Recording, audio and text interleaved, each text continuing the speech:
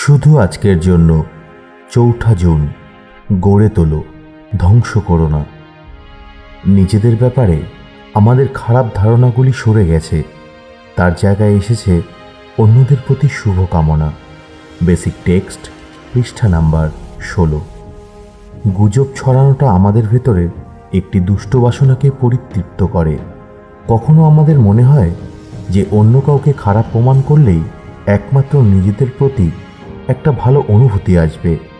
অন্য কাউকে খাটো করে পাওয়া, এই ধরনের আত্মমর্যাদা আসলে একটা মিথ্যা জিনিস এবং এতে আনন্দের তুলনায় ক্ষতিই বেশি। তাহলে আমরা আমাদের নিজেদের সম্বন্ধে যে খারাপ ধারণাগুলি পোষণ করি সেগুলির কি হবে? এর উত্তর খুব সহজ। আমরা এর বদলে মনে আনব অন্যদের প্রতি শুভকামনা। নিজের হীনমন্যতার উপর নজর না দিয়ে আমরা আমাদের সঙ্গী সাথীদের দিকে তাকাবো আর তাদের জন্য ভালো কিছু করার চেষ্টা করব। মনে হতে পারে যে এভাবে আমরা আসল বিষয়টা এড়িয়ে যাচ্ছি, আসলে কিন্তু তা নয়। নিজেদের হীনমন্যতাকে শুধু দেখে গেলে আমাদের কোনো লাভ হবে না।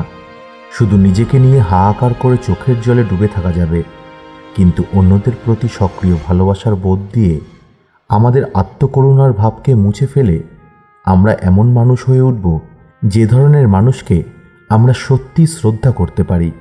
অন্যদের নিন্দা বা আঘাত করার মধ্যে দিয়ে আমরা নিজেদের আত্মমর্যাদা বাড়াতে পারবো না, বরঞ্চ অন্যদের প্রতি ভালোবাসা এবং শুভ চিন্তার মধ্যে দিয়েই নিজেদের প্রতি উচ্চ ভাবনা আমাদের নিজেদের প্রতি সম্মান তৈরি করবে। এই ব্যাপারটা বোঝার জন্য আমরা নিজেদের প্রশ্ন করতে পারি যে আমি কি সত্যি তৈরি করছি না সমাধান পেতে চাইছি। আমরা ধ্বংস না করে সৃষ্টি করাকে বেছে নিতে পারি। শুধু আজকের জন্য আমরা নিজেকে বাজে বলে মনে হলেও অন্যকে খাটো করার মাধ্যমে আমরা নিজেকে বড় করে দেখানোর কোনো প্রয়োজন নেই।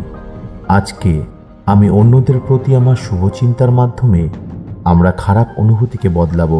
আমি ভালো কিছু গড়ে তুলব, ধ্বংস করব না।